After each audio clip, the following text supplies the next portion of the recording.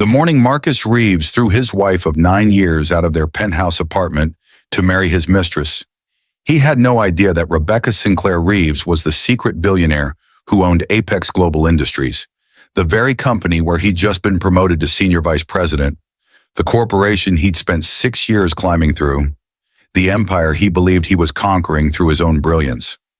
Rebecca stood in the marble foyer of the home she'd secretly purchased with dividends from the company her grandfather founded, watching her husband load suitcases into a car while his mistress, Vanessa Torres, Apex's director of marketing, waited in the passenger seat, and she felt something cold and calculated settle in her chest.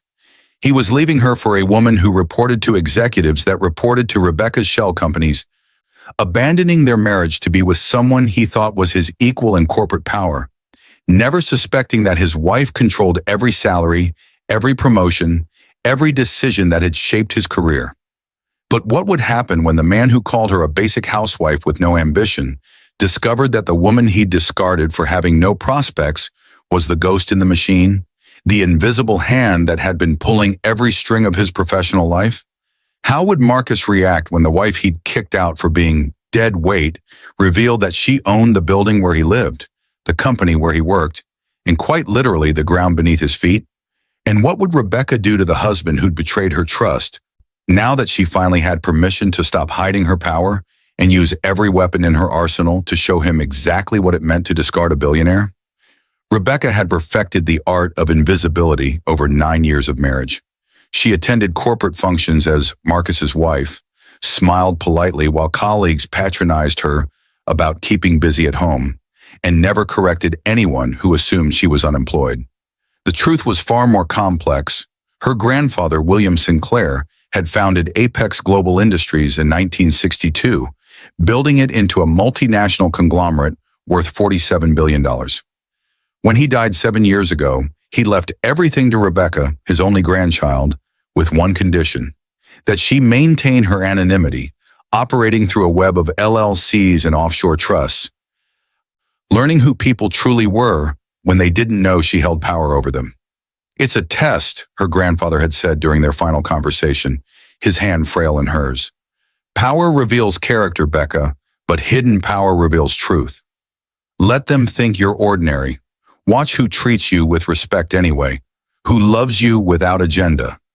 That's how you'll know who deserves to be in your life when you finally step into the light." She'd maintained the facade perfectly, even from Marcus. They'd met at a charity gala when she was 24, fresh from Harvard Business School, secretly managing her inheritance while pretending to be a graduate student with family money. Marcus had been 28, ambitious and charming, a middle manager at a competing firm with dreams of executive leadership. He'd been attentive, romantic, seemingly unconcerned with her lack of career. They'd married within 18 months, and Rebecca had loved him genuinely, believing she'd found someone who valued her for herself. What Marcus didn't know was that Rebecca had orchestrated his hiring at Apex Global 2 months after their wedding. She'd reviewed his resume personally, approved his initial salary, and watched from the shadows as he excelled in his role. She told herself she was giving him opportunity, not manipulating his life. But the truth was more complicated. She'd wanted him to succeed, wanted to believe their marriage was built on more than her hidden wealth. So she'd given him the platform and watched him climb, intervening only occasionally through her proxies, a strategic promotion here, a key project there, always careful to make it look like his own merit. For 6 years it had worked. Marcus thrived at Apex, rising from project manager to director to VP of operations. He came home energized, talking about his strategies and victories, and Rebecca listened with genuine pride, never hinting that she'd read the same reports through encrypted channels, that she'd attended board meetings via video under her corporate alias, or Sinclair, that every major decision he celebrated had crossed her desk for final approval. But something had changed 18 months ago. Marcus's success had bred arrogance, his ambition curdling into entitlement. He'd started making comments about Rebecca's lack of career, questioning what she did all day, suggesting she was wasting her potential by not working. The irony was suffocating. She spent 40 hours per week managing a corporate empire, attending virtual board meetings from their second bedroom, while he thought she was doing yoga or shopping. Maybe you should get a job, he'd said one night over dinner, his tone casual but cutting. Even part-time, just something to give you purpose. I mean, we don't need the money, obviously, but it's about ambition, you know? Drive.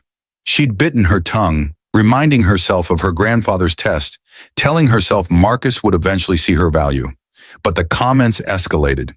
He began describing her to friends as not career-oriented, dismissing her opinions on business matters, excluding her from networking events because she wouldn't understand the conversations. The man who'd once loved her unconditionally now seemed embarrassed by her existence. The real crisis began 3 months ago when Marcus was promoted to senior vice president, a decision Rebecca had actually opposed in the board meeting, but been outvoted by other executives who found his performance exemplary. His new role came with a corner office, a substantial raise to $850,000 annually, and frequent interaction with Vanessa Torres, a stunning 32-year-old marketing director known for her aggressive networking and designer wardrobe. Rebecca first noticed the affair 6 weeks ago. Marcus's late nights increased. His phone became password protected. His attention toward her evaporated entirely. She'd hired a private investigator, easy to do when you controlled unlimited resources. And the photos had been devastating. Marcus and Vanessa at luxury hotels, intimate dinners, weekend trips he'd claimed were business conferences. The investigator's report noted that Vanessa believed Marcus was being groomed for CEO, that she'd told friends she was dating a future billionaire, that their affair was partly romantic but significantly transactional. Rebecca had sat in her private office, a secret space in a downtown building Marcus didn't know she owned, staring at the evidence of his betrayal, her heart breaking beneath the weight of disillusionment. She'd given him everything while hiding who she was, and he'd repaid her by falling for a woman who only wanted him for power he didn't actually possess. The irony would have been funny if it didn't hurt so much. She debated confronting him, or simply filing for divorce through attorneys and disappearing. But then came the morning that changed everything, the morning Marcus decided he was done hiding. Rebecca was making coffee when Marcus emerged from their bedroom with 2 suitcases, his expression cold and resolved. Vanessa's Porsche was visible through the window, parked illegally in front of their building, the woman herself leaning against it like she owned the world. "I'm leaving," Marcus announced without preamble. "I filed divorce papers. You'll be served this afternoon. I need you out of this apartment by the end of the week." Rebecca's hand stilled on the coffee pot. "Marcus, what are you talking about?" "Don't play dumb, Rebecca. We both know this marriage has been dead for years. You're not my equal. You've never been my equal. I need a partner who matches my ambition, someone who operates at my level. Vanessa understands my world in ways you never could." The casual cruelty stole her breath. "Your world? Marcus, we've been married 9 years. I've supported every step of your career." "Supported?" He laughed bitterly. "You mean you've been a passenger? You contribute nothing, Rebecca. No income, no career, no drive. You're dead weight, and I'm done carrying you. Vanessa and I are moving forward. She's being promoted to VP of Strategic Marketing next week, and we're going to build an empire together. You? You can go back to whatever it is you actually do all day." Rebecca felt tears threaten, but forced them back. "So you're kicking me out? Of our home?" "It's my home," he corrected. "My income pays the rent. My career made this lifestyle possible. You're welcome to take your personal items, but everything else stays. My attorney will send you a settlement offer. Don't expect much. You'll get whatever the prenup allows, which frankly is more generosity than you deserve." He'd forgotten, apparently, that Rebecca's family attorney had drafted that prenup, that its language contained protections Marcus's cheaper lawyer hadn't fully understood. But she said nothing, just watched him load his bags while Vanessa smirked from the car below. "I hope you'll be very happy," Rebecca said quietly, her voice steady despite the earthquake inside her chest. Marcus paused at the door, something almost like pity crossing his face. "I don't expect you to understand, Rebecca. You've never had ambition, never understood what it takes to succeed. But someday you'll realize I did you a favor. Maybe now you'll finally get a real job. Make something of yourself instead of coasting on that family trust fund you've been living off. The family trust fund that controlled $47 billion, the trust fund that paid his salary, but she didn't correct him. Not yet. After he left, Rebecca sat in the empty penthouse, her penthouse purchased through an LLC that Marcus had never bothered to investigate, and made a decision. Her grandfather's test was over. Marcus had shown her exactly who he was when he thought she had no power. A man who valued her so little he could discard her for a mistress and a promotion. Now it was time to show him who she actually was. She called her attorney first, then her CFO, then the chairman of Apex Global's board, a position she'd held anonymously for 3 years, casting votes through proxies and encrypted communications. By sunset, the machinery was in motion, and Rebecca felt no guilt. She'd given Marcus every chance to value her for herself. He'd chosen poorly. Marcus celebrated his freedom with Vanessa at an exclusive restaurant, toasting their future over $400 bottles of wine. Vanessa was radiant, her hand possessive on his arm, already planning their engagement and talking about the mansion they'd buy once his divorce was finalized. "You're going to be CEO within 5 years," she predicted confidently. "I can feel it. The board loves you, Marcus. They see your potential, and with me handling strategic marketing, we'll be unstoppable. The power couple of Apex Global." Marcus smiled, believing her completely. He'd worked hard for his position, had earned every promotion through talent and determination. Rebecca had been holding him back with her mundane existence, but now he was free to soar. Vanessa understood ambition, understood power, understood him in ways his pedestrian ex-wife never could. His phone buzzed with an email notification. Urgent, all hands meeting. Tomorrow 9 a.m., executive conference room, attendance mandatory. He frowned slightly but dismissed it, probably announcing some restructuring or new strategic initiative. Good, he wanted to be visible during important company moments, wanted the board to remember his face when succession planning began. What he didn't know was that Rebecca had scheduled the meeting personally, that every executive in the building was about to learn the truth, and that his entire world was approximately 16 hours from complete annihilation. The executive conference room at Apex Global was designed to intimidate. Floor-to-ceiling windows overlooking the city, a table carved from a single piece of mahogany, leather chairs that cost more than most cars. Marcus arrived early, wanting to project eagerness and engagement. Vanessa had texted him good luck, adding that she'd heard rumors the CEO was stepping down, that this might be a leadership transition announcement. The room filled gradually. Senior VPs from every division, the CFO, the general counsel, several board members Marcus recognized from company materials. The energy felt strange, anticipatory but tense, like everyone knew something he didn't. He smiled confidently, nodding at colleagues, pretending he belonged in rooms like this permanently. At 9:11 a.m. exactly, the door opened and a woman walked in that made Marcus's heart stop. Rebecca. But not the Rebecca he knew, not the casual housewife in yoga pants and minimal makeup. This Rebecca wore a charcoal Tom Ford suit that probably cost $8,000, her hairstyle perfectly, diamond studs glittering in her ears, carrying herself with an authority that filled the room like electricity. She looked powerful, sophisticated, every inch the executive he'd accused her of never being. Confusion rippled through him. What was Rebecca doing here? Had she gotten a job at Apex somehow? Was this some kind of embarrassing coincidence? Rebecca took the seat at the head of the table, the CEO's chair, and smiled at the assembled executives with cool professionalism. "Thank you all for coming on short notice," she began, her voice clear and commanding. "I know many of you have questions, so let me address them directly.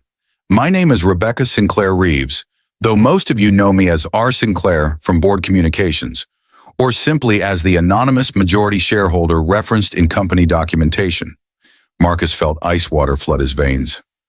No, this wasn't possible.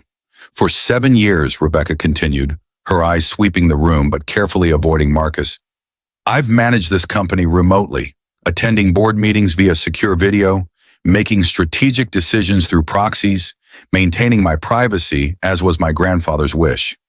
William Sinclair founded Apex Global, And when he passed, he left me controlling interest. 67% of all shares, valued currently at approximately $31.5 billion. I've remained anonymous to observe how the company operated without the influence of visible ownership, to let merit determine success rather than politics. The room was silent except for Marcus's ragged breathing. Executives exchanged glances. Some looked shocked, others nodded as if pieces were clicking into place. Vanessa's boss, the CMO, looked pale, suddenly understanding how much he hadn't known. However, Rebecca's voice hardened, recent events have made it clear that anonymity has allowed certain behaviors to flourish that I can no longer tolerate. It's time for transparency, accountability, and significant changes in leadership. Her eyes finally found Marcus, and the look she gave him was surgical in its precision. Marcus Reeves, Senior Vice President of Operations. Your performance reviews over 6 years have been largely positive, which is why I approved most of your promotions. However, I've recently reviewed your expense reports more carefully and found some concerning patterns. Tell me, do you remember the business conference in Miami 3 weeks ago? The one that cost the company $15,000 in hotel and travel expenses? Marcus couldn't speak. His throat had closed entirely. Because according to the private investigator I hired, Rebecca continued, pulling out a folder, you weren't at a conference. You were at the Fontainebleau with Vanessa Torres, using company funds to finance an extramarital affair. That's fraud, Marcus. Corporate theft. And it's grounds for immediate termination and potential criminal charges. Vanessa, sitting 3 chairs away, looked like she might vomit. The CMO had his head in his hands. But let's talk about the more interesting situation, Rebecca said, her voice dropping to something deadly quiet. The penthouse apartment you just kicked me out of?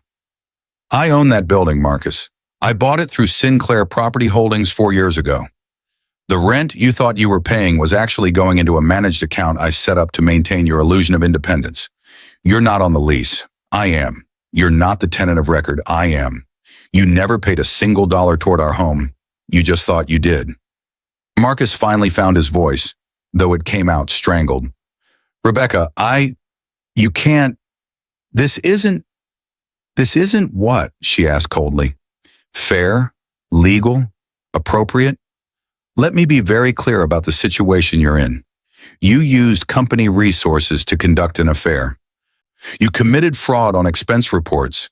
You attempted to evict the legal owner of a property from her own home.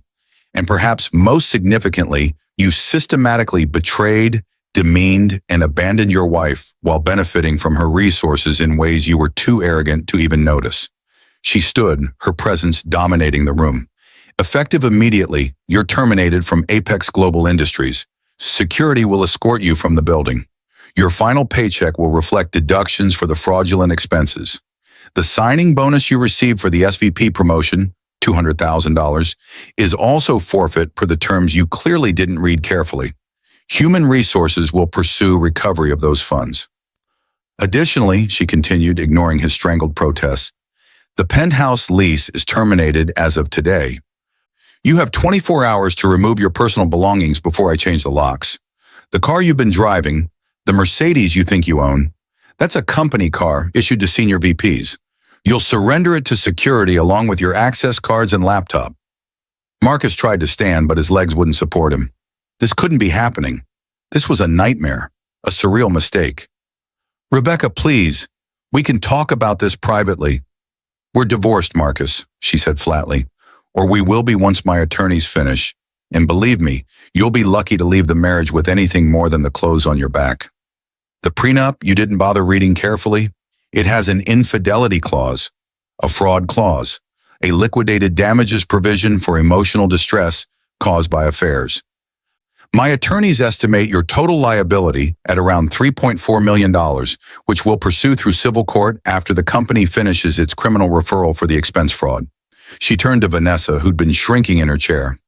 Ms. Torres, you're also terminated, effective immediately. Your involvement in the expense fraud makes you complicit, and your judgment in conducting an affair with a married superior shows staggering lack of professionalism. You'll also be surrendering your company car, your access, and any equity compensation that hasn't vested. Vanessa burst into tears, her calculated composure shattering. I didn't know he was married. He said he was divorced, that it was finalized, that he was lying, Rebecca said simply, which you might have discovered if you'd bothered to look. But you were too focused on what you thought was his power, his trajectory, his future. Neither of you ever suspected that the real power was at home, wearing yoga pants, watching you both destroy yourselves through your own arrogance. Security appeared at the door. Rebecca nodded to them, then gathered her materials. Gentlemen, please escort Mr. Reeves and Ms. Torres from the premises. HR will handle the rest of the termination paperwork. As two security officers approached, Marcus found his voice one more time, desperate and breaking. Rebecca, please, I'm sorry, I made a terrible mistake. Don't do this. I love you. We can fix this. She looked at him with something like pity, but her eyes were steel. You love what you thought I was, Marcus. Powerless, dependent, beneath you. You loved having someone to condescend to, someone who made you feel superior. But the real me, the woman with the intelligence, resources, and capability to build empires, you never even looked for her. You were too busy looking down to ever look at who I actually was. Where will I go? He whispered, the reality finally hitting him. The apartment, the car, my job. Rebecca, I'll have nothing. I'll be homeless. Then I suggest you figure it out quickly, she said without emotion. You called me dead weight with no prospects. Let's see how you do with actual dead weight and no prospects. Maybe you'll learn something valuable, though I doubt it. She walked out while security escorted Marcus and Vanessa away, leaving the remaining executives in shocked silence. The CFO was the first to speak, breaking into applause that others hesitantly joined. Rebecca Sinclair Reeves, anonymous billionaire and secret CEO, had just announced herself to the world in the most devastating way possible. The next 6 months were systematic devastation for Marcus Reeves. Rebecca's attorneys pursued him relentlessly. The prenups liquidated damages, the company's fraud claims, the criminal investigation that ultimately resulted in probation but destroyed what remained of his reputation. His face appeared in business publications as a cautionary tale. The executive who betrayed a billionaire wife, the man arrogant enough to kick out the woman who owned everything he thought was his. Vanessa disappeared from the industry entirely. Her career in marketing finished before it truly began. She'd believed she was dating a future CEO, had gambled her own professional reputation on Marcus's projected trajectory, and lost everything when his trajectory became a freefall. Marcus tried to find work, but Rebecca's influence extended throughout the industry. Not through active sabotage, she didn't need to. His termination for fraud and the very public revelation of his betrayal did the work for her. No serious company would hire him. His savings evaporated paying attorneys and trying to fight claims he had no chance of defeating. The prenup's language was airtight, written by lawyers Marcus's cheaper counsel hadn't been equipped to challenge. 4 months after the conference room confrontation, Marcus's mother called Rebecca, begging for mercy. He's living in a motel, Patricia Reeves said, her voice breaking. He's lost everything. Please, Rebecca, whatever he did, this is too much. He's my son. I'm asking you, woman to woman, mother to someone who might be a mother someday, please show compassion. Rebecca listened silently, then spoke with measured calm. Mrs. Reeves, your son called me dead weight.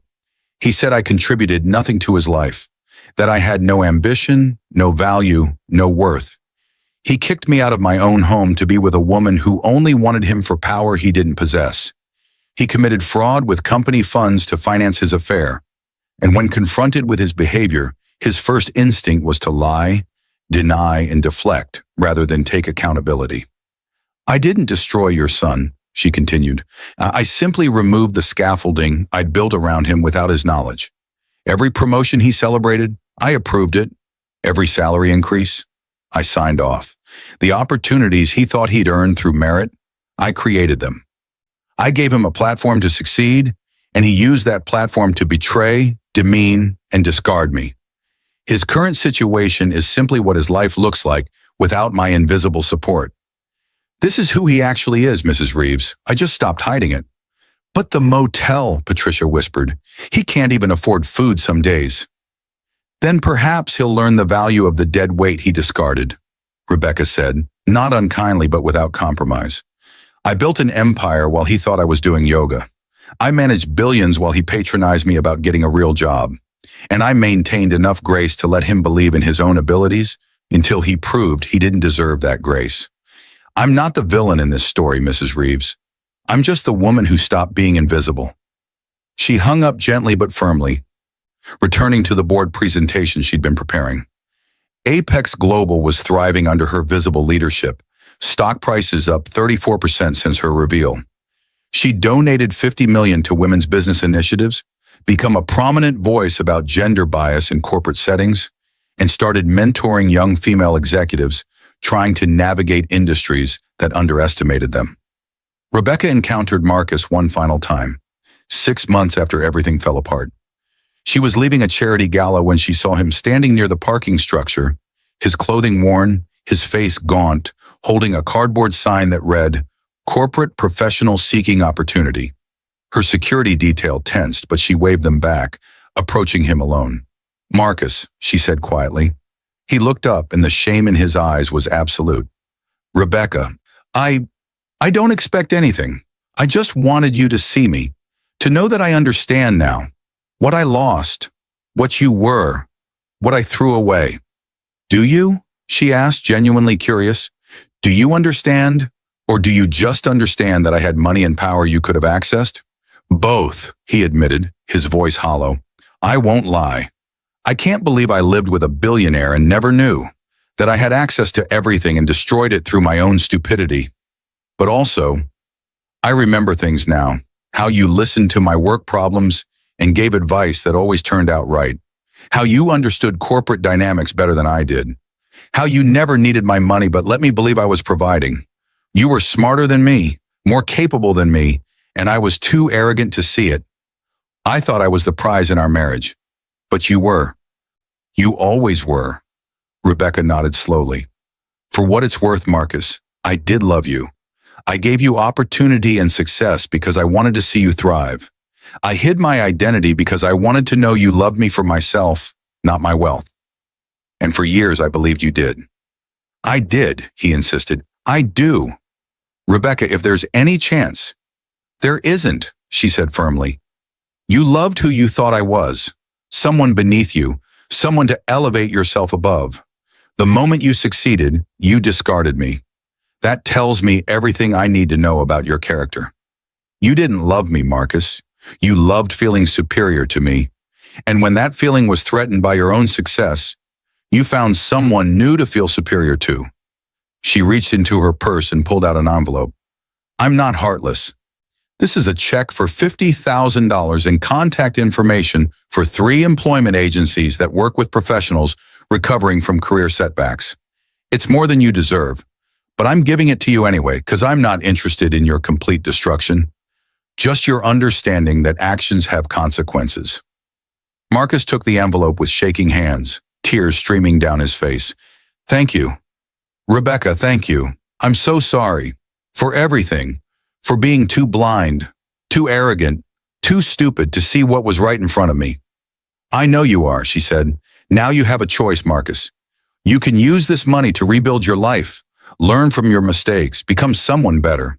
Or you can resent me, blame me, convince yourself you're the victim. Most people in your position choose resentment. I hope you choose growth." "Not for me. I don't need anything from you. But for yourself, because the man you were, he was small, selfish, and cruel. You can be better than that if you choose to be." She walked to her car, leaving Marcus standing in the parking garage with $50,000 and a chance. She never looked back to see what he did with it. 2 years later, Rebecca married again, a fellow entrepreneur who'd built his own company from nothing, who knew exactly who she was from the beginning and valued her mind as much as her wealth. They were equals in every sense, partners who challenged and supported each other. She'd learned the lesson her grandfather wanted to teach, that hiding power revealed truth, but so did choosing carefully who deserved to see that power. Apex Global continued thriving under her public leadership, and Rebecca became a symbol, the woman who'd been underestimated and emerged undefeatable, The billionaire who'd tested her husband and found him lacking. The executive who'd proved that real power didn't need to announce itself to matter. She never heard from Marcus again. Whether he rebuilt his life or stayed broken was his choice, his consequence, his story. She'd given him opportunity twice, once through invisible support, once through a final gift. And what he did with those chances was no longer her concern. Rebecca's story became legend in business circles, a modern parable about looking beneath the surface, valuing substance over image, and never underestimating the quiet person in the room. But to her, it was simply the truth. That betrayal revealed who people actually were. That sometimes the best revenge was letting people experience life without the support they'd taken for granted. And that real power wasn't about crushing enemies. It was about building something so strong that other people's betrayals couldn't touch it. She'd been discarded as worthless and had proven her worth beyond measure, not for Marcus's benefit or for revenge or even for justice, but for herself and for every woman who'd ever been underestimated, talked over, or dismissed. She'd shown them all what happened when the invisible woman finally stepped into the light, and it was glorious. The cursor blinked on Derek's laptop screen, mocking me with each flash. I wasn't supposed to see this. I was only looking for the insurance documents he'd promised to email me, but instead I found something that would shatter my world into 1,000 pieces. The message thread was open, minimized at the bottom of his screen, and the preview text was enough to make my stomach drop. Can't wait for our special dinner Friday. I'll wear that red dress you love. My hands shook as I clicked the message thread. The woman's name was Candace Mitchell. I didn't know her. I'd never heard Derek mention her name. But there she was, filling my husband's private messages with heart emojis and intimate words that should have been meant for me. I should have closed the laptop right then.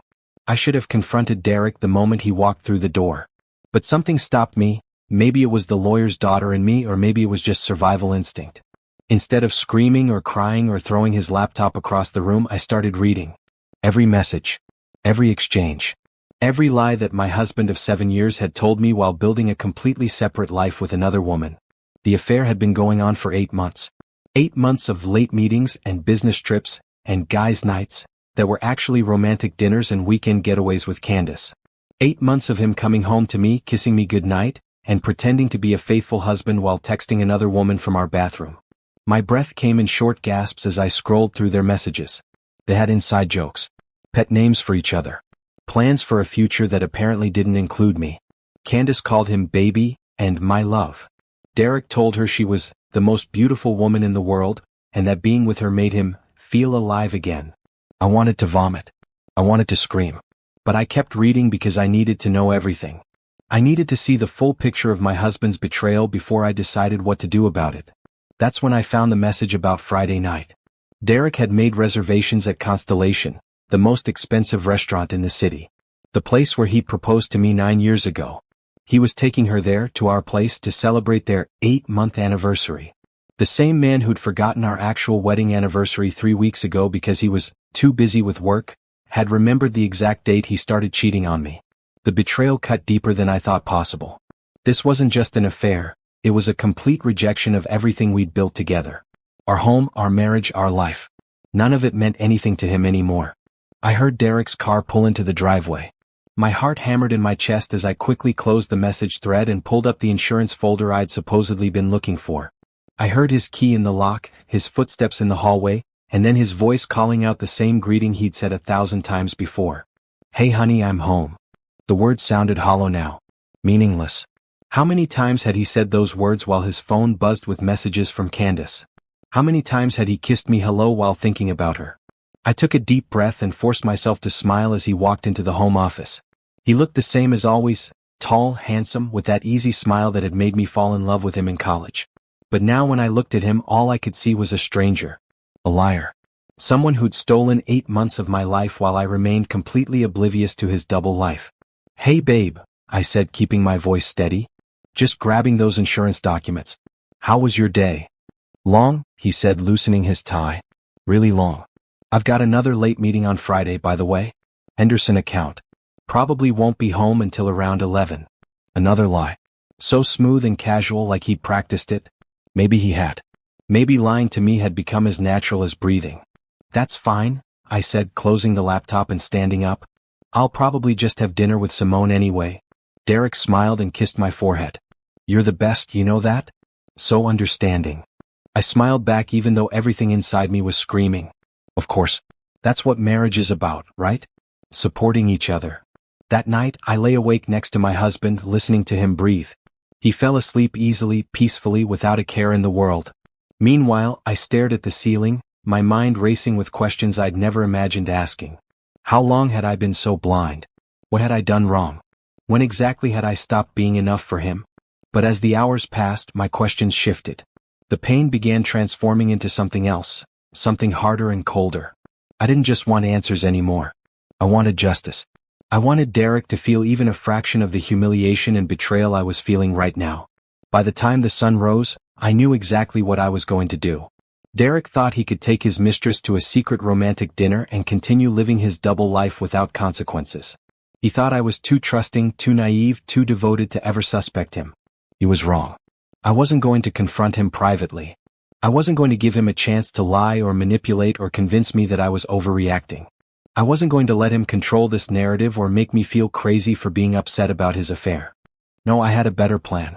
If Derek wanted to celebrate his 8-month anniversary with Candace at Constellation, then he was going to get a celebration he'd never forget. I was going to bring every single person who mattered in our lives to witness his betrayal firsthand. His parents, my parents, our friends, everyone who believed we had the perfect marriage. Derek wanted a special dinner? I was going to give him one. Just not the kind he was expecting. The next morning, I woke up before Derek's alarm and made him breakfast. Scrambled eggs, bacon, toast, his favorite. I even made fresh coffee and brought it to him in bed with a smile on my face. What's this? He asked, surprised but pleased. Just felt like doing something nice, I said sweetly. You've been working so hard lately. If he noticed the edge in my voice when I said working, he didn't show it. He just smiled and kissed my hand like I was the most thoughtful wife in the world. Like he wasn't planning to betray me again in 4 days. I spent that entire day playing the role of the perfect wife while secretly building my case against him. Once Derek left for work, I made copies of everything on his laptop. Every message. Every photo. Every receipt for romantic dinners and weekend trips I knew nothing about. I saved it all to a flash drive and then uploaded it to 3 separate cloud storage accounts just to be safe. Then I started digging through our finances. I'd always let Derek handle the money because he worked in finance and I trusted him. What a mistake that had been. It took me less than an hour to find evidence of his spending on Candace. Expensive jewelry from Tiffany's. Designer handbags. Hotel rooms in cities where he'd supposedly been on business trips alone. He'd spent over $30,000 on his affair in 8 months. $30,000 of our money I'd earned too working 50-hour weeks at the law firm, used to wine and dine another woman. The anger burned hotter with every discovery. But I kept my face calm and my actions measured. I couldn't let Derek suspect anything. Not yet. I called my bank and quietly moved half of our savings into a separate account under just my name. I documented every asset we owned, the house, the cars, the investment accounts. I made copies of our tax returns, our mortgage documents, everything that would matter in a divorce. Yes, I was getting divorced. That decision had been made the moment I saw those messages. There was no coming back from this. No amount of couples counseling or apologies could fix what Derek had broken. He'd made his choice when he started this affair, and now I was making mine. Around noon, my sister Simone called. She could always tell when something was wrong, even over the phone. What happened? She asked immediately. I broke down and told her everything. The messages. The affair. The lies. My plan for Friday night. She listened without interrupting, and when I finished, there was a long silence on the other end. I'm coming over, she finally said. You don't have to. I'm already grabbing my keys. Be there in 20 minutes. Simone showed up with our best friend Imani, who apparently she'd called on the way. The 3 of us sat in my kitchen while I showed them the evidence I'd compiled. Both of them looked sick as they scrolled through Derek's messages with Candace. I can't believe him, Imani said, her voice shaking with anger. I can't believe he could do this to you. You're amazing, Naomi. You're beautiful and smart and you've always been so good to him. Apparently that wasn't enough, I said bitterly. No, Simone said firmly, grabbing my hand. This isn't about you not being enough. This is about Derek being a selfish, lying piece of garbage who doesn't deserve you. Don't you dare blame yourself for his choices. Hearing my sister say that broke something open inside me.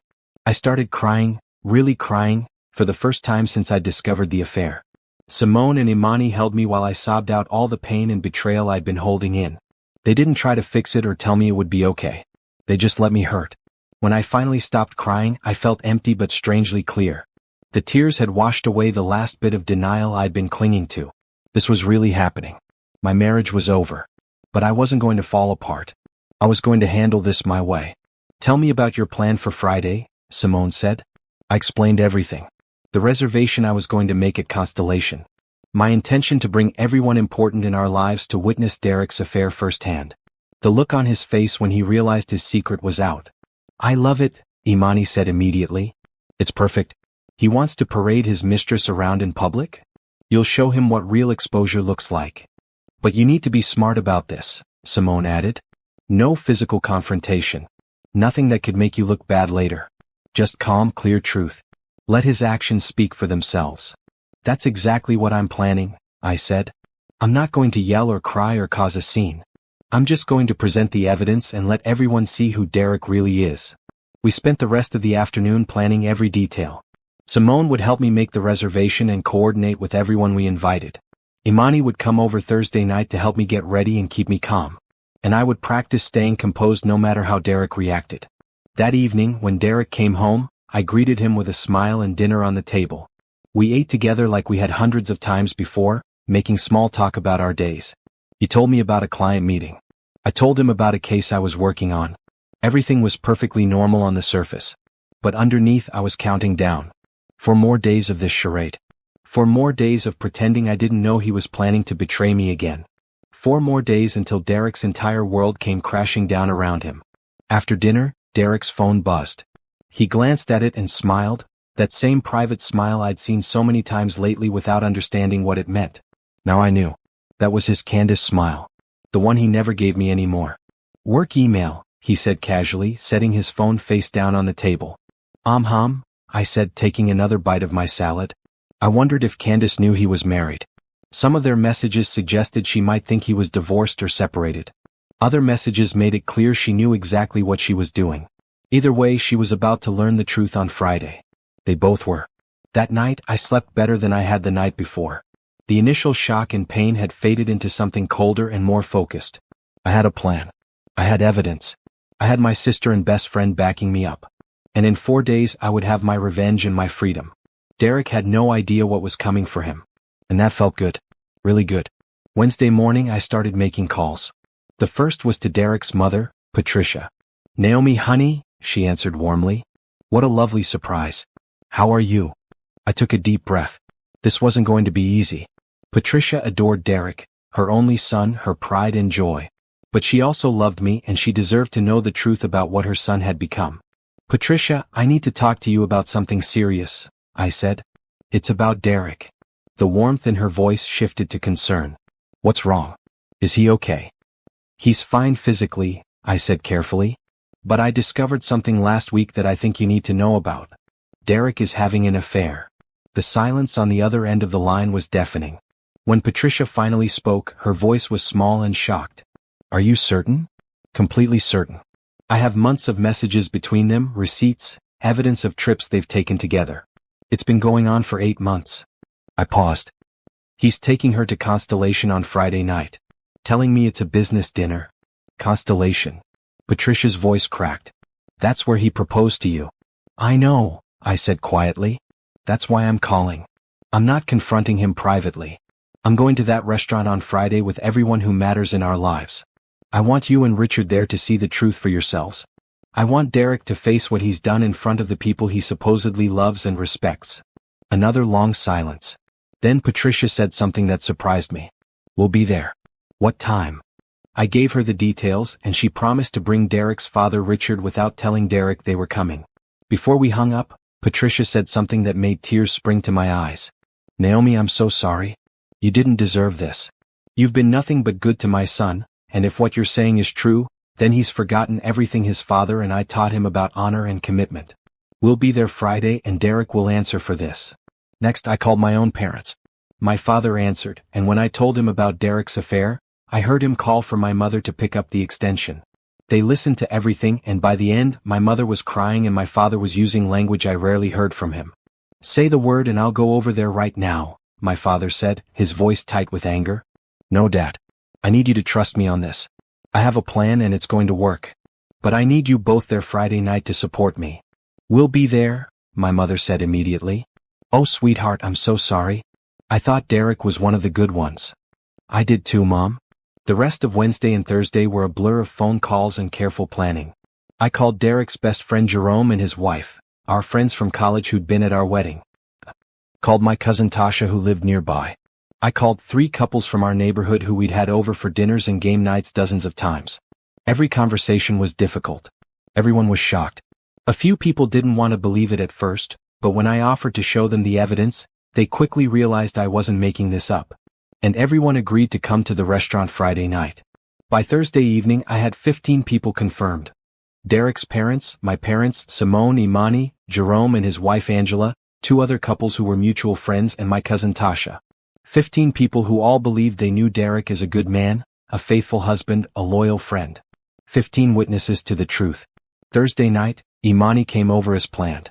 Derek was out, supposedly at another late meeting, though I suspected he was actually with Candace doing some last-minute planning for their big romantic dinner. Good. That meant Imani and I could talk freely. "How are you feeling?" she asked as we sat in my living room with glasses of wine. "Honestly, I feel weirdly calm," I admitted. "Is that strange? Shouldn't I be falling apart?" "You already fell apart on Monday," Imani reminded me. "You've cried and processed and now you're in action mode. That's healthy, Naomi. You're taking control of a situation where Derek tried to take away your choice and your dignity. I keep wondering if I should give him a chance to explain," I said quietly. "If I should confront him privately first." "Why?" Imani asked bluntly. "So he can lie to you again? So he can manipulate you into thinking this is somehow your fault? So he can beg for forgiveness while still planning to see Candace tomorrow night?" She shook her head. "No. Derek made his choices for 8 months without consulting you. You get to make this choice without consulting him." She was right. I knew she was right. But some small part of me still loved the man I'd married, even though that man apparently didn't exist anymore. Or maybe he'd never existed at all. Maybe Derek had always been capable of this kind of betrayal and I'd just been too trusting to see it. "What if he cries?" I asked. "What if he makes a scene?" "Then let him," Imani said. "Let everyone see how he reacts when he's caught. That will tell them everything they need to know about his character." We spent the rest of the evening going over my plan again and again until I had every word memorized. I would walk up to their table, stay calm, present the facts, and let Derek's own actions speak for themselves. No yelling. No tears. Just cold, clear truth. When Derek came home around 10, smelling slightly of perfume that wasn't mine, I was already in bed pretending to be asleep. He kissed my forehead gently before heading to the bathroom. I heard him showering, probably washing off evidence of wherever he'd really been, and fought the urge to confront him right then. Tomorrow, I reminded myself. Tomorrow everyone would know the truth. Tomorrow Derek would face the consequences of his choices. Tomorrow I would start taking my life back. I just had to make it through one more day of lies. Friday morning arrived with unseasonably bright sunshine, as if the universe was mocking the darkness of what I knew was coming. Derek was in an exceptionally good mood at breakfast, whistling while he poured his coffee and actually complimenting my appearance. "You look nice today," he said, kissing my cheek. I was wearing old yoga pants and a sweatshirt. The compliment was either completely insincere or he was so distracted thinking about his dinner with Candace that he wasn't even seeing me. Probably the latter. "Thanks," I said flatly. "What time is your meeting tonight?" "Should be there by 7, Derek said, checking his phone. "Probably confirming details with Candace. I'll probably be home around 11 or so." "You said you're having dinner with Simone?" "That's the plan," I lied smoothly. I'd gotten quite good at lying this week. Apparently it was contagious. Derek nodded, already mentally checked out. "Great. Well, I better get going. Big day ahead." He grabbed his briefcase and headed for the door, then paused and came back to kiss me one more time. "Love you." Those words used to mean everything to me. Now they just sounded empty. "Love you too," I said automatically. The moment his car pulled out of the driveway, I called the restaurant to confirm my reservation. "Yes, I have a party of 15 at 7 o'clock under the name Williams. I'd like to request a specific table if possible, something with a clear view of the entire main dining room, particularly the corner tables." The hostess checked her computer. I can arrange that. Is there a special occasion? I smiled grimly. You could say that. It's going to be a night no one forgets. Next, I texted my sister, it's happening. Meet at my house at 5 to help me get ready. Her response was immediate, already planning to leave work early. We've got this. I spent the afternoon in a strange state of suspended animation. I cleaned the house even though there was no reason to. I organized my closet. I did laundry. Anything to keep my hands busy and my mind from spiraling into panic. Every time I started to doubt my plan, I opened my phone and looked at the evidence I'd compiled. The messages, the receipts, the lies. This was real. Derek had betrayed me in the worst possible way. And he'd chosen to continue betraying me tonight, at the restaurant where he'd promised to love me forever. He'd made this bet. Now he could lie in it. At 4:30, I started getting ready. I took a long shower, blow-dried my hair until it fell in perfect waves down my back, and did my makeup carefully, not too dramatic but enough to show I'd made an effort. I wanted to look beautiful tonight. Not for Derek but for myself. I wanted him to see exactly what he was losing. Simone and Imani arrived at 5 carrying a garment bag. We went shopping, Simone announced. You can't wear anything Derek has seen before. Tonight, you need to look like the powerful woman you are. They'd bought me a dress, a stunning emerald green number that hugged my curves perfectly and made my dark skin glow. It was elegant but bold, expensive but not flashy. It was a dress that commanded attention and respect. It's perfect, I whispered, tears threatening to ruin my careful makeup. Don't cry yet, Imani said, handing me tissues. Save the tears for later. Right now we need you strong. I changed into the dress and slipped on the black heels they'd also bought. When I looked in the mirror, I barely recognized myself. I looked powerful, confident, like someone who couldn't be broken by betrayal. You're going to walk in there and every head will turn, Simone said with satisfaction. And Derek is going to realize exactly what he threw away. At 6:30 we left for the restaurant. My parents were already there, waiting in the parking lot along with Derek's parents. The look on Patricia's face when she saw me made my heart ache. She looked devastated, aged 10 years in just 2 days. You look beautiful, sweetheart, my mother said, hugging me carefully so as not to wrinkle my dress. Are you ready for this? I have to be, I said simply. Everyone else arrived within the next 15 minutes. Jerome and Angela. The other couples. My cousin Tasha. 15 people who all looked nervous and sad and angry on my behalf.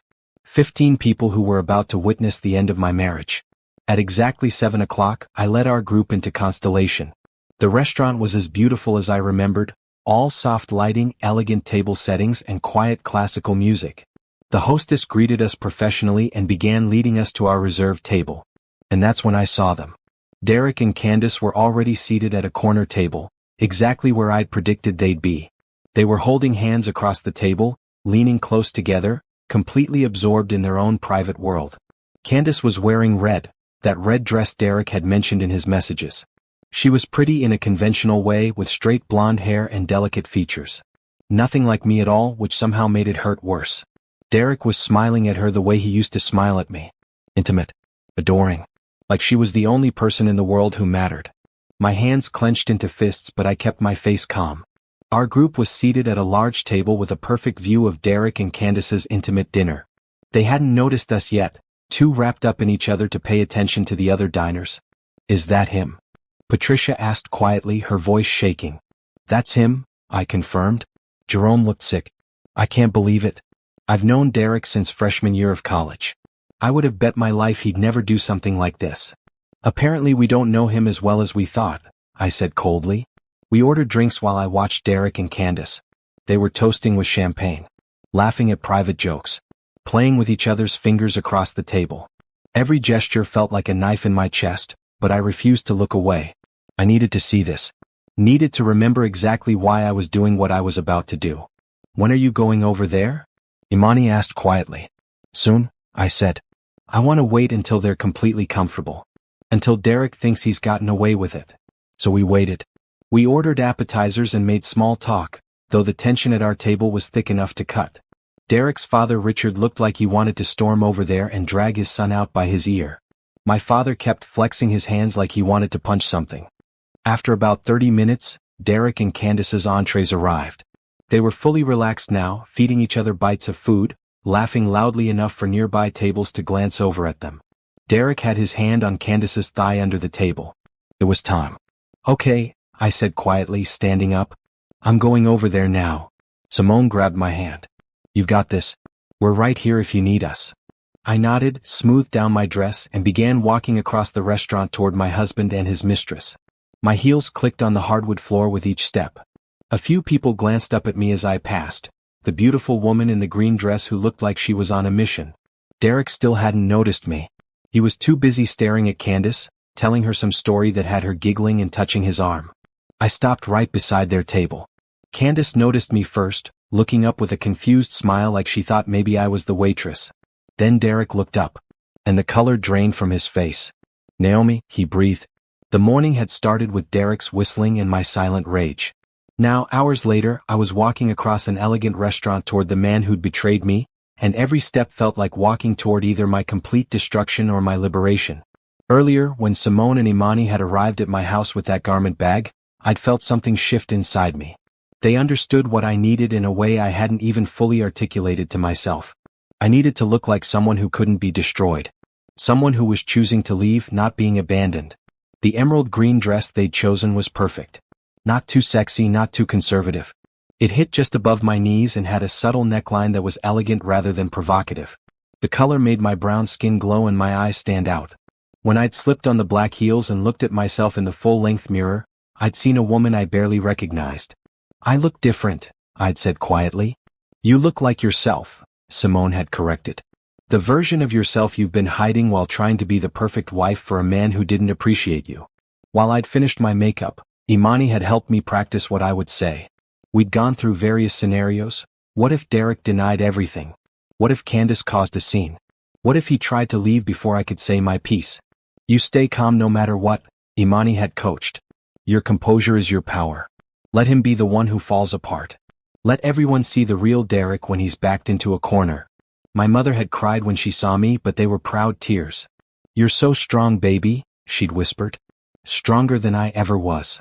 I hadn't known what she meant until my father had squeezed my shoulder and said quietly, Your mother went through something similar when we were young. Before you and Simone were born. She gave me a second chance and I spent every day after that trying to deserve it. But that was her choice to make and this is yours. Whatever you decide, we support you. The revelation had shocked me. My parents had always seemed so solid, so unshakable. But I understood what they were telling me. Everyone had their own story, their own path through betrayal. Mine didn't have to look like anyone else's. Now, standing beside Derek's table with Candace looking confused and Derek looking terrified, I felt that strength they'd all spoken about settling into my bones. This was my moment. My choice. My truth to tell. Naomi? Derek said again, standing up so quickly his chair scraped against the floor. What are you doing here? I didn't answer him immediately. Instead, I looked at Candace, really looked at her. She was younger than me, maybe 26 or 27. Pretty in that generic way that came from good makeup and expensive hair treatments. She was looking between Derek and me with growing confusion and what might have been the first flicker of understanding. You must be Candace, I said calmly. I'm Naomi, Derek's wife. The word wife hit her like a physical blow. Her eyes went wide and she looked at Derek with sudden horror. Wife? You said you were divorced. So she hadn't known. Or at least that's what Derek had told her. The revelation should have made me feel better. At least she wasn't knowingly sleeping with a married man. But it didn't. Because it meant Derek had lied to both of us. He'd built two completely separate false realities. Not divorced, I said, my voice carrying clearly across the suddenly quiet restaurant. Other diners were starting to notice the drama unfolding. Very much married. 7 years next month, actually. Though I suppose we won't be celebrating that anniversary. Derek tried to step between us. Naomi, please, let's talk about this outside. No, I said sharply. The single word made him stop in his tracks. We're not going outside. We're not going anywhere private where you can lie to me again. This ends here, Derek. Right here, right now, in front of everyone. I pulled out my phone and opened the folder of screenshots I'd compiled. I found your messages with Candace on your laptop 5 days ago. I've read every conversation you two have had for the past 8 months. I know about the trips to Boston, Miami, and Chicago that you told me were business meetings. I know about the jewelry you bought her, $3,200 from Tiffany's last month. I know about the hotel rooms and the romantic dinners and every single lie you've told me while pretending to be a faithful husband. Derek's face had gone from pale to red. You went through my computer? That's a violation of privacy. You violated our marriage, I said coldly. Don't you dare try to make this about privacy when you've been sleeping with another woman for 8 months. Candace stood up, tears streaming down her face. He told me he was divorced 2 years ago. He said his ex-wife was fine with him moving on. He said, her voice broke. I never would have gone out with him if I knew he was married. I'm not that kind of person. I believed her. The look of betrayal on her face mirrored how I'd felt 5 days ago. Derek had made fools of both of us. I know, I said to her gently. This isn't your fault. Well, not entirely. But Derek's the one who made vows to me. Derek's the one who lied every single day while planning his special 8-month anniversary dinner at the restaurant where he proposed to me. That detail made several nearby diners gasp. The romantic symbolism of it, using the site of his proposal for his affair anniversary, was so cruel it took people's breath away. Derek was starting to panic now, looking around the restaurant and finally noticing how many people were watching. Naomi, I'm sorry, okay? I made a mistake. Can we please just go home and talk about this? A mistake. I repeated. A mistake is forgetting to buy milk. A mistake is missing an exit on the highway. 8 months of lying and cheating isn't a mistake, Derek. It's a choice. You chose this. I'll end it right now, he said desperately, reaching for my hand. I stepped back before he could touch me. I'll never speak to Candace again. We can go to counseling. We can fix this. No, I said simply. We can't. Because I don't want to fix this. I want a divorce. The word hung in the air between us. Derek's face crumpled, and for a second I almost felt sorry for him. Almost. Then I remembered every lie, every betrayal, every time he'd kissed me goodnight while texting another woman. You don't mean that, he said weakly. I absolutely mean it, I said. In fact, I've already filed the paperwork. My lawyer submitted it Wednesday morning. You'll be served next week. Derek staggered back like I'd hit him. You've already filed? Without even talking to me? Why would I talk to you? I asked. So you could try to manipulate me into staying? So you could promise to change and then go right back to lying as soon as my guard was down? No thank you. I'm done being played for a fool. That's when I noticed movement from across the restaurant. My family and friends were approaching, all 15 of them forming a semicircle around Derek's table. Derek's eyes went wide when he recognized his parents, his best friend, everyone who mattered in his life. Mom? Dad? He said, his voice breaking. What are you all doing here? Your wife called us, Patricia said coldly. She told us what you've been doing and we didn't want to believe it. But here you are, caught red-handed with your mistress. We raised you better than this, Richard added, his voice heavy with disappointment.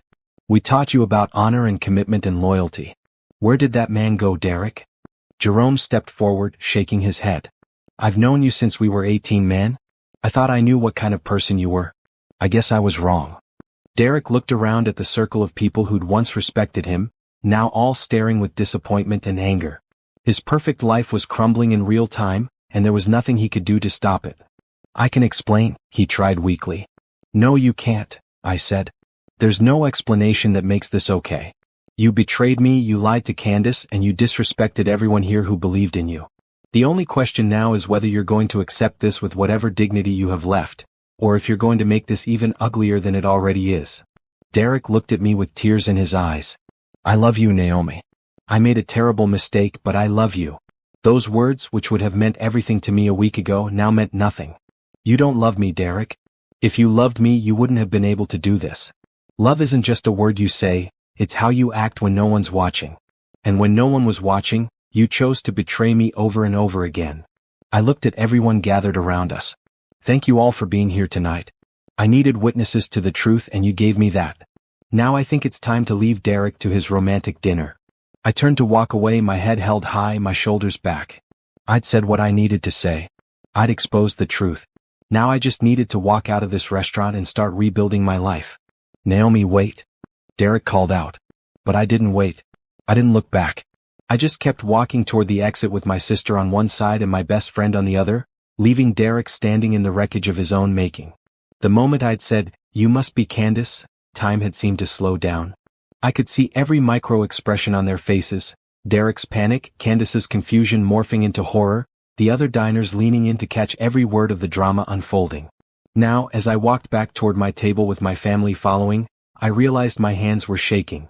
The adrenaline that had kept me calm and composed during the confrontation was starting to wear off, and the reality of what I'd just done was hitting me. I'd just ended my marriage in the most public way possible. There was no going back from this. No possibility of reconciliation. I'd burned that bridge so thoroughly that not even ashes remained. "Sit down," Simone said gently, guiding me into my chair. "Breathe." I sat and tried to follow her instructions, but my breath kept catching in my throat. Around me, everyone was talking at once.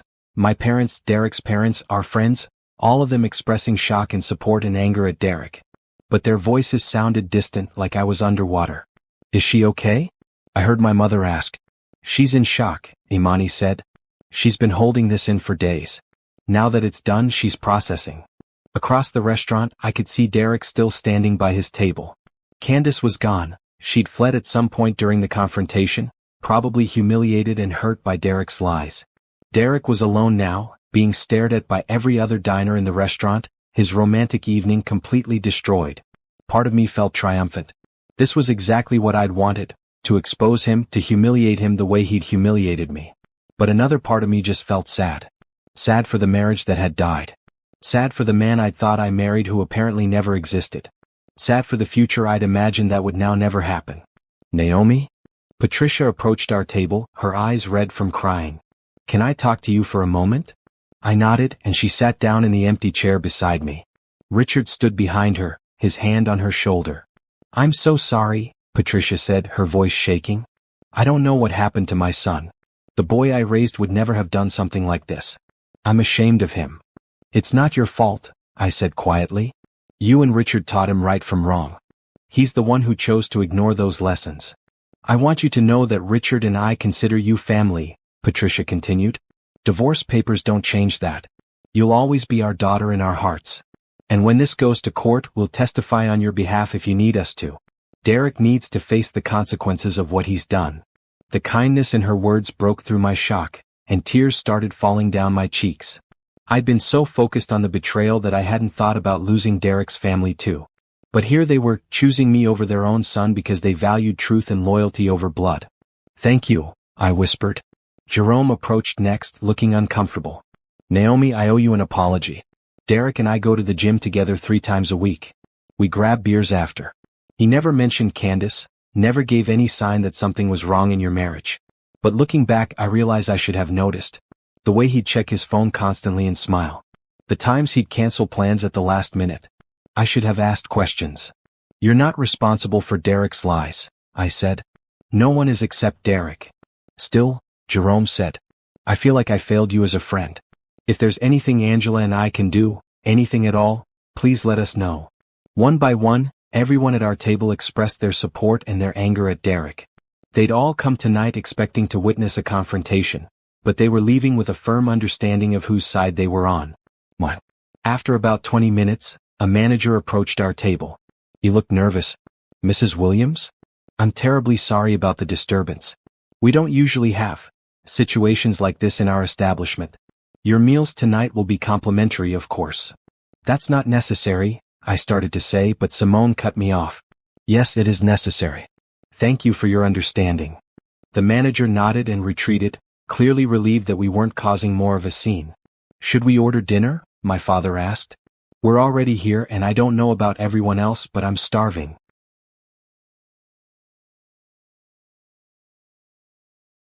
It was such a practical, fatherly thing to say that it made me laugh. Really laugh, for the first time in days. "Sure, Dad. Let's eat." So we did. We ordered entrees and ate dinner together while Derek remained at his table across the restaurant, alone and visibly miserable. A few times I saw him looking over at us, but I refused to make eye contact. I'd said everything I needed to say to him. The rest would be handled by lawyers. The food was excellent, though I could barely taste it. My cousin Tasha kept the conversation flowing with funny stories from her job. My mother held my hand under the table. Simone made sure my wine glass stayed full. Everyone was working together to keep me from falling apart, and it was working. Around 9 o'clock, Derek finally stood up from his table. He paid his bill, looking devastated, and walked toward the exit. As he passed our table, he stopped. "Naomi," he said quietly, Please? Can we talk? Just for 5 minutes? I looked up at him. This man I'd loved for 9 years, married for 7, built a life with. His eyes were red from crying. His expensive suit was wrinkled. He looked broken. No, I said calmly. We have nothing to talk about. Anything you need to say to me can go through my lawyer. I made a mistake, he said desperately. I know I hurt you, but I still love you. I want to fix this. Derek, you need to leave, Richard said firmly, standing up. You've done enough damage for one night. Derek looked at his father, then back at me. I'm not giving up on us, Naomi. I'll do whatever it takes to make this right. There is no us anymore, I said. You killed us 8 months ago when you started sleeping with Candace. Tonight you just made it official. Derek opened his mouth to argue, but Jerome stood up too, forming a physical barrier between Derek and our table. Leave, man. You've lost the right to talk to her. Derek looked around at the circle of people who'd once been his friends and family, all of them united against him. The reality of what he'd lost seemed to hit him all at once, and he staggered backward. I'm sorry, he whispered. I'm so sorry. Then he turned and walked out of the restaurant, leaving me surrounded by people who actually cared about me. People who hadn't betrayed me. People who would help me rebuild whatever came next. The moment the door closed behind Derek, I felt something inside me release. It was done. The worst part was over. I'd confronted him, exposed the truth, and survived. Everything from here on out would be hard. The divorce, the splitting of assets, the gossip and questions from people who didn't know the full story. But I would survive that too. Because I was stronger than Derek had ever given me credit for. And I was done letting him control any part of my life. After Derek left the restaurant, something unexpected happened. Instead of feeling victorious or relieved, I felt utterly exhausted. The adrenaline that had carried me through the confrontation drained away, leaving me hollow and shaky. I need to go home, I said quietly. Everyone understood immediately. We paid our bill. Well, technically the restaurant had comped it, but we left a generous tip for our server who'd witnessed the entire drama. As we filed out of Constellation, I noticed other diners still watching us, whispering to each other. Tomorrow this story would spread throughout our social circle. By next week, everyone would know what Derek had done. Good. Let them know. Let everyone see him for who he really was. My parents offered to drive me home, but I declined. I needed some time alone to process everything. Simone and Imani insisted on following me in their car, refusing to let me be completely alone. I didn't have the energy to argue. When I pulled into my driveway, I sat in my car for a long moment, staring at the house I'd shared with Derek for 5 years. It was a beautiful house, 3 bedrooms, a renovated kitchen, a backyard where we'd planned to let our future children play. Now it was just a building filled with memories I wasn't sure I wanted to keep. Simone tapped on my window. Come on, let's get you inside. The house felt different when I walked in. Colder. Emptier. Even though Derek wasn't there yet, probably driving around trying to figure out what to do, his presence felt diminished somehow. Like he'd already moved out emotionally. Do you want us to stay? Imani asked. I shook my head. No, I'll be okay. I just need to sleep. I'm so tired. They made me promise to call if Derek came home and caused any problems, then reluctantly left. I locked the door behind them, changed into pajamas, and crawled into bed. My bed. Not our bed anymore. Mine. Sleep didn't come easily. Every time I closed my eyes, I saw Derek's face when I'd walked up to his table. The shock. The panic. The desperate attempts to explain or minimize or somehow make this my fault. But I also saw Candace's face when she'd realized Derek had lied to her. The hurt and betrayal there had been real. Derek was a liar. He'd lied to me, lied to her, probably lied to himself about what he was doing. And now he was facing the consequences. I must have eventually fallen asleep because I woke up to the sound of the front door opening. I glanced at my phone, 2:47 a.m. Derek was home. I heard him moving around downstairs, probably expecting me to be asleep. Part of me wanted to go down there and yell at him, to say all the things I hadn't said at the restaurant. But I was too tired. Too wrung out. So I just lay there in the dark, listening to my husband move through our house like a stranger. After about 20 minutes, I heard his footsteps on the stairs. He paused outside our bedroom door and I held my breath, wondering if he'd try to come in. But he didn't. He went to the guest room instead. Good. At least he had that much sense. The next morning, I woke up early and found Derek sitting at the kitchen table, still wearing yesterday's clothes, looking like he hadn't slept at all. There was a coffee cup in front of him, but it looked untouched. We need to talk, he said when he saw me. No, we don't, I replied, heading straight for the coffee maker. Naomi, please. Just hear me out. I poured my coffee and turned to face him. Fine. You have 5 minutes. Say whatever you think you need to say. Derek stood up, running his hands through his hair. He looked terrible, eyes bloodshot, face pale, his usual confidence completely gone. I know I messed up. I know what I did was unforgivable. But I need you to understand that I never meant for this to happen. It just happened. I laughed bitterly. Affairs don't just happen, Derek. You made conscious choices every single day for 8 months. You chose to start talking to Candace. You chose to meet her for lunch. You chose to kiss her that first time. You chose to sleep with her. You chose to take her on trips and buy her expensive gifts and lie to my face every single day. None of that just happened. I was confused, he said desperately. Things between us had gotten stale. We barely talked anymore. I felt like we were just roommates. So your solution was to cheat instead of talking to me about it? I asked. Instead of suggesting counseling or a date night or any of the 1,000 things couples do when they hit a rough patch. You went straight to having an affair? I know, he said, his voice breaking. I handled it all wrong. But it's over now. I ended things with Candace last night. I told her I made a mistake and that I want to work on my marriage. I stared at him, genuinely incredulous. You think I care whether you ended things with Candace? Derek, the problem isn't Candace. The problem is you. You're the one who betrayed me. You're the one who lied. And even if Candace never existed, I still wouldn't be able to trust you anymore. I'll earn your trust back, he said, stepping toward me. I'll do whatever it takes. Therapy. Counseling. An open phone policy. Whatever you need. What I need, I said coldly, is a divorce. I already told you that last night. That hasn't changed. Derek's face crumpled. You can't mean that. 7 years of marriage and you're just going to throw it all away? I didn't throw it away, I said, my voice rising. You did. You threw it away the first time you kissed Candace. You threw it away every time you lied to me about where you were. You threw it away when you decided our marriage vows meant nothing. This isn't my choice, Derek. This is the consequence of your choices. So that's it? He asked, tears streaming down his face. 7 years together and you won't even give me a chance to make it right? I set down my coffee cup and looked him straight in the eye. Let me ask you something. If I hadn't found those messages, if I hadn't figured out what you were doing, would you have ended the affair on your own? Derek hesitated. That hesitation told me everything I needed to know. That's what I thought, I said. You're not sorry you had an affair, Derek. You're sorry you got caught.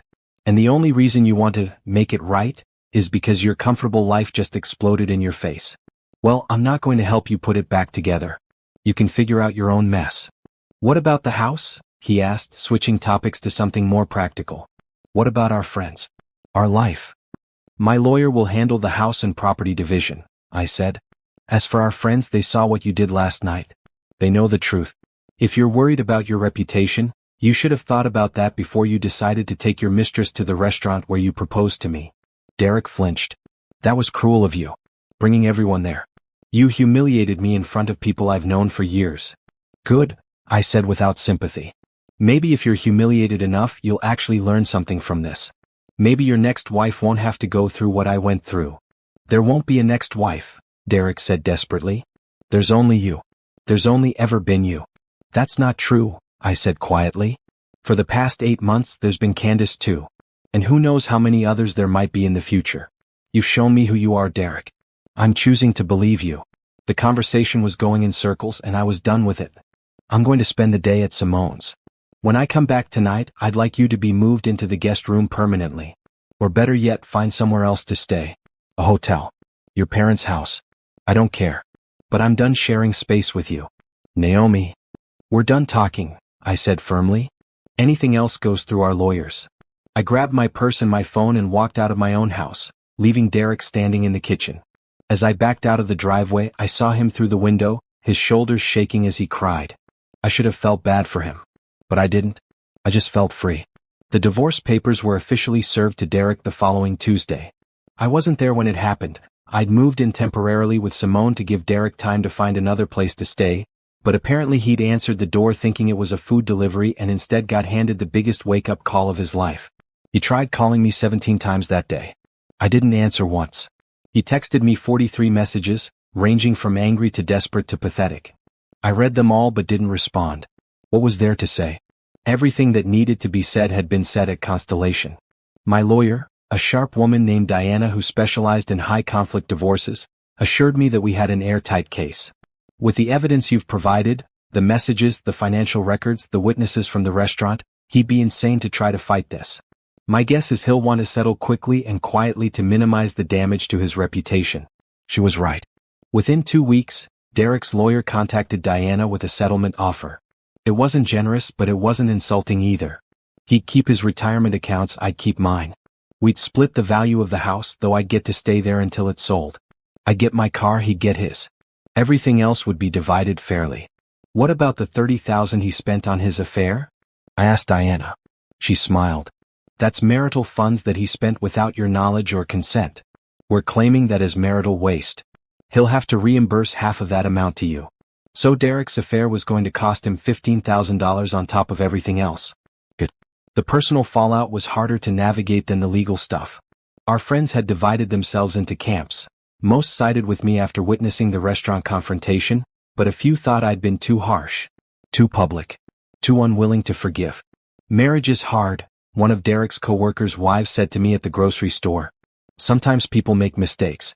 Don't you think you're being a little harsh? Would you forgive your husband if he'd been cheating for 8 months? I asked directly. She looked uncomfortable. Well, I don't know.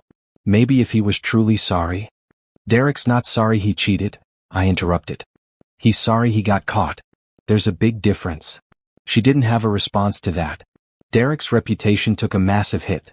Word spread through our social circle and then through his professional network. Several people reached out to tell me they'd always suspected something was off about Derek, or that they'd heard rumors about him flirting with women at office parties. Information that would have been useful 8 months ago but now just confirmed what I already knew.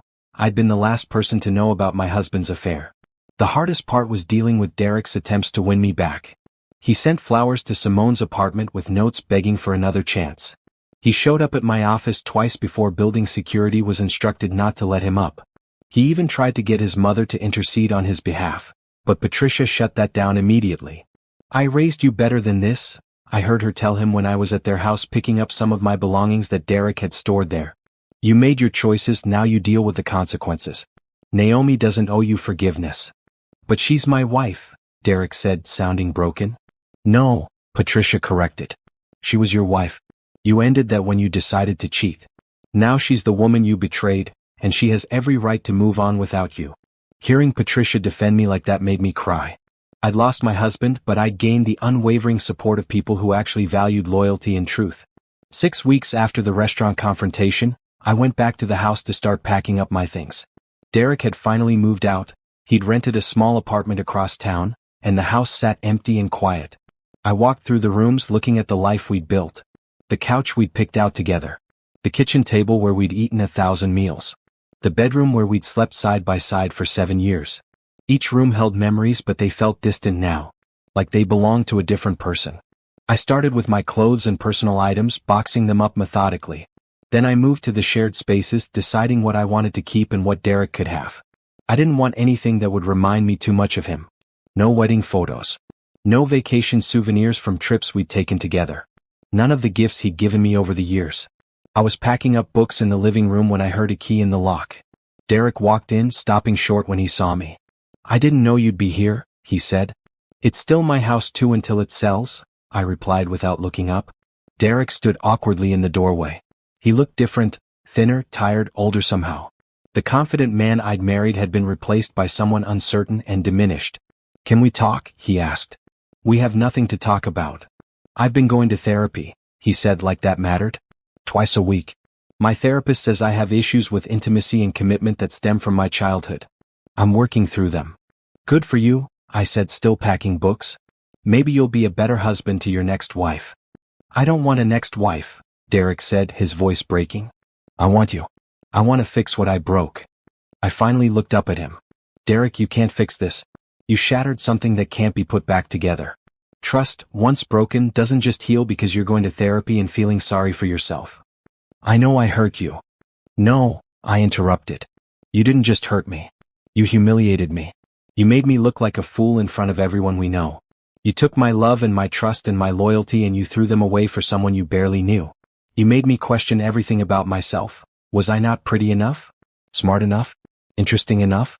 You made me feel like I wasn't enough, and I will never forgive you for that. Derek was crying now. You were always enough. You are enough. The affair wasn't about you. It was about me and my issues. I don't care about your issues, I said harshly. Your issues are your problem to solve. My problem is rebuilding my life after you destroyed it. And I can't do that with you still in it. So that's it. Derek asked. You're just going to walk away from everything we built? I looked around the house one more time. There's nothing left to walk away from. You already destroyed it. I'm just cleaning up the mess. Derek stood there for a long moment, then finally nodded and turned to leave. At the door he paused. For what it's worth, I really am sorry. You deserve better than what I gave you. I know, I said simply. That's why I'm leaving. After he left, I sat down in the middle of the living room floor and cried.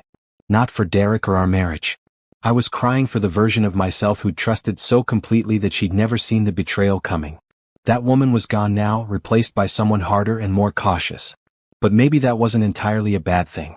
3 months after the restaurant confrontation, the divorce was finalized. I sat in the courtroom with Diana while the judge reviewed our settlement agreement and declared our marriage dissolved. Derek wasn't even there. His lawyer represented him while he stayed away, probably unable to face me one more time.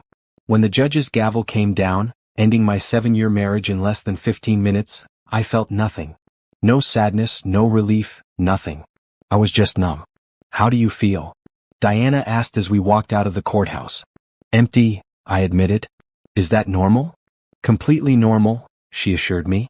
You've been running on adrenaline and anger for months. Now that it's over, you're probably experiencing an emotional come-down. Give yourself time to process. She was right. The next few weeks were strange. I'd moved back into the house after Derek moved out, and I spent my time painting walls, rearranging furniture, and basically erasing every trace of him. I threw out the bedding we'd shared and bought new sheets. I replaced photos of us with artwork I actually liked. I turned his home office into a reading room. I was remaking the house into my space.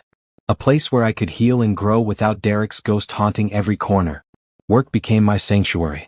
I threw myself into my cases at the law firm, working longer hours and taking on more responsibility. My boss noticed and offered me a promotion, junior partner, a position I'd been working toward for years.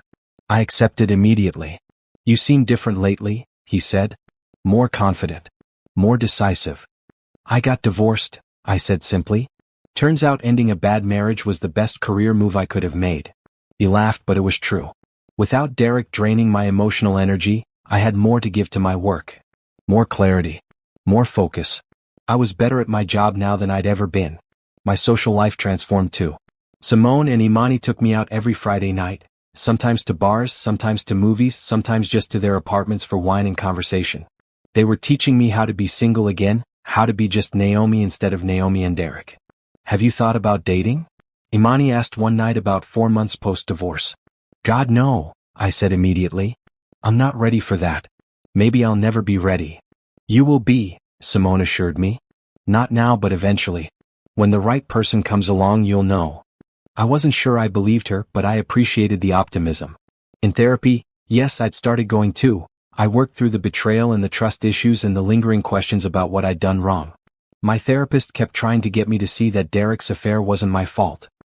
He made a choice, she said for probably the 20th time. His choice, not yours. You could have been the perfect wife and he still might have cheated, because cheating is about the cheater's character, not the spouse's worthiness. Intellectually, I knew she was right. Emotionally, I was still working on believing it. One Saturday morning, about 5 months after the divorce, I was at a coffee shop working on some case files when someone approached my table. Naomi? I looked up to see Candace standing there looking nervous. She'd lost weight since I'd last seen her at the restaurant, and there were dark circles under her eyes. Candace, I said, surprised. What are you doing here?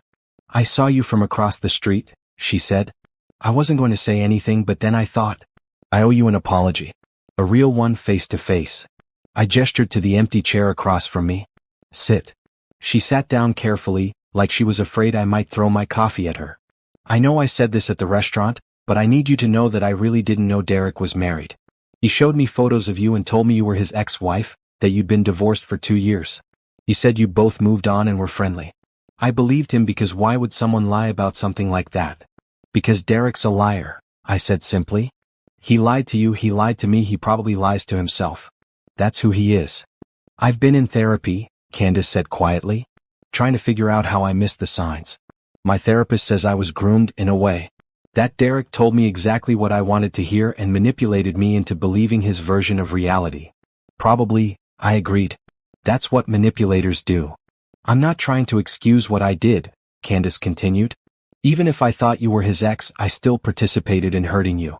I still went to that restaurant, wore that dress, celebrated an anniversary of something built on lies. I'm sorry. I'm so sorry. I looked at her, really looked at her, and saw genuine remorse. Genuine pain.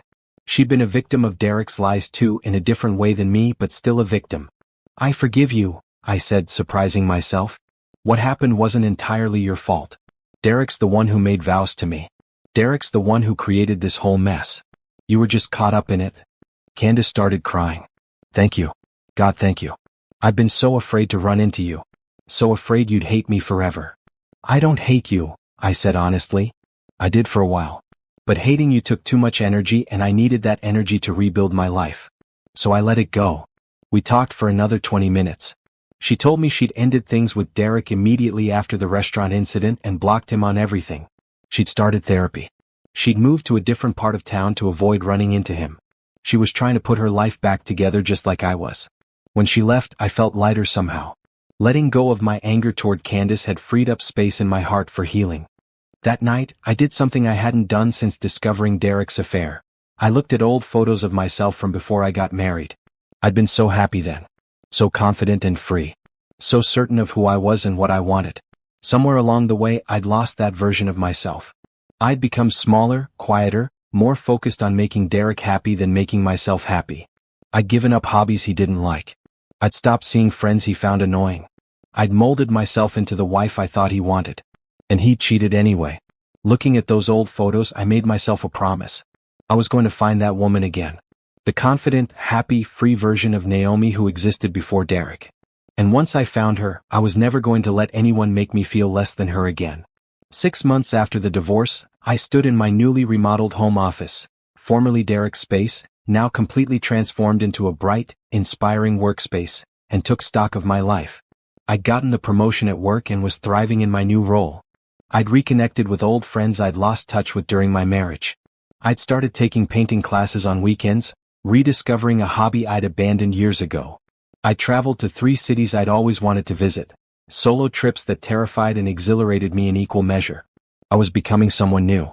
Or maybe I was becoming who I'd always been meant to be, before I tried to fit myself into the box of being Derek's wife.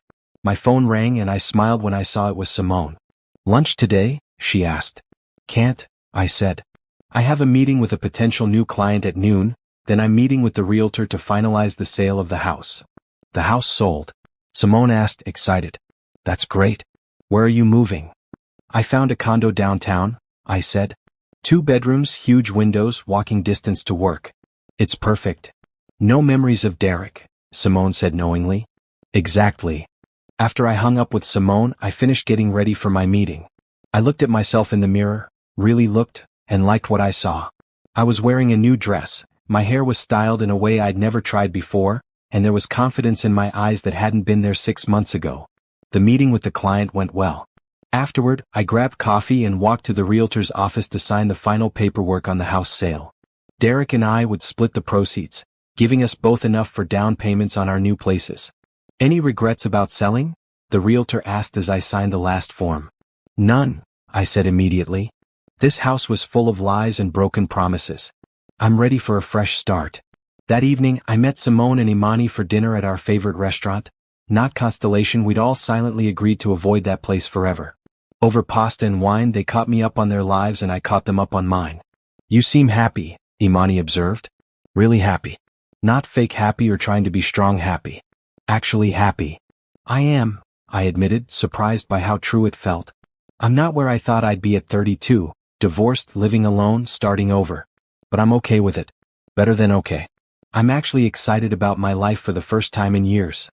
That's because you're living for yourself now, Simone said. Not for Derek or your marriage or what other people think you should be doing. Just for you.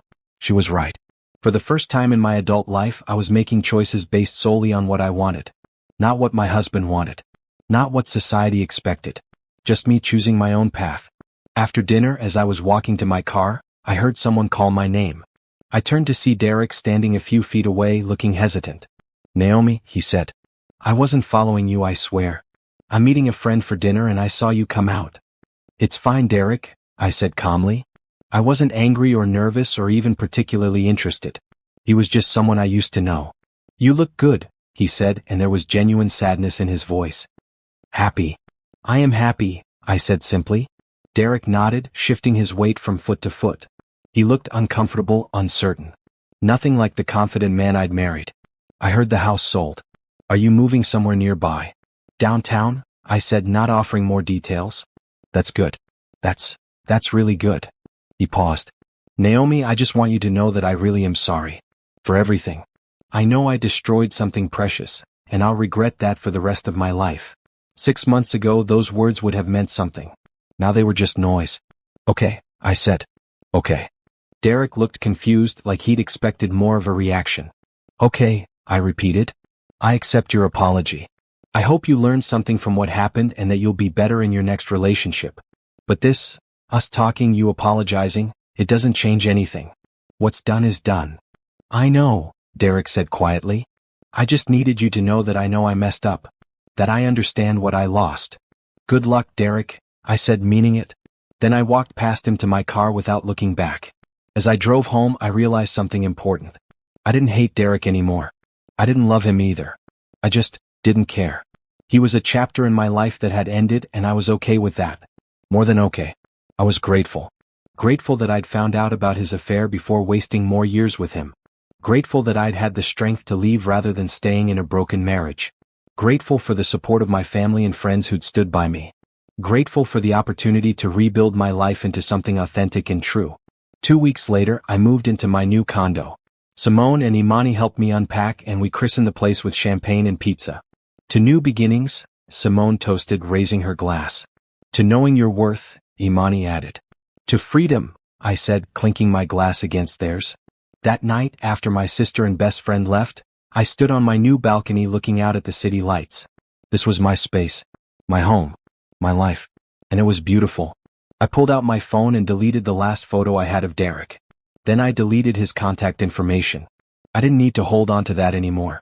The past was behind me and the future was bright and wide open. My phone buzzed with a text from Simone. "Proud of you, sis. You did the hard thing and came out stronger." I smiled and typed back, "Love you. Thanks for never letting me give up on myself." As I got ready for bed in my new place, I thought about everything that had happened over the past 6 months. The discovery of Derek's affair. The restaurant confrontation. The divorce. The rebuilding. It had been the hardest period of my life, but also the most transformative. Derek had tried to destroy me with his betrayal. Instead, he'd freed me. Freed me from a marriage that wasn't serving me. Freed me from pretending to be someone I wasn't. Freed me to discover who I really was beneath all the roles and expectations I'd been carrying. And who I was discovering was pretty amazing. Strong. Resilient. Capable of surviving the worst betrayal and coming out the other side not just intact but better than before. I was a woman who knew her worth and refused to settle for less than she deserved. A woman who could stand on her own and build a life she was proud of. Derek had thought I needed him. He'd been wrong. I didn't need him. I didn't need anyone. I was complete all on my own. And if someday I chose to share my life with someone new, it would be because I wanted to, not because I needed to. That was the real victory. Not the public humiliation of Derek at the restaurant. Not the favorable divorce settlement. Not even the successful rebuilding of my life. The real victory was learning that I was enough. Just me by myself, without a husband or a partner or anyone else to validate my worth. I was enough. And that was the happiest ending I could have asked for.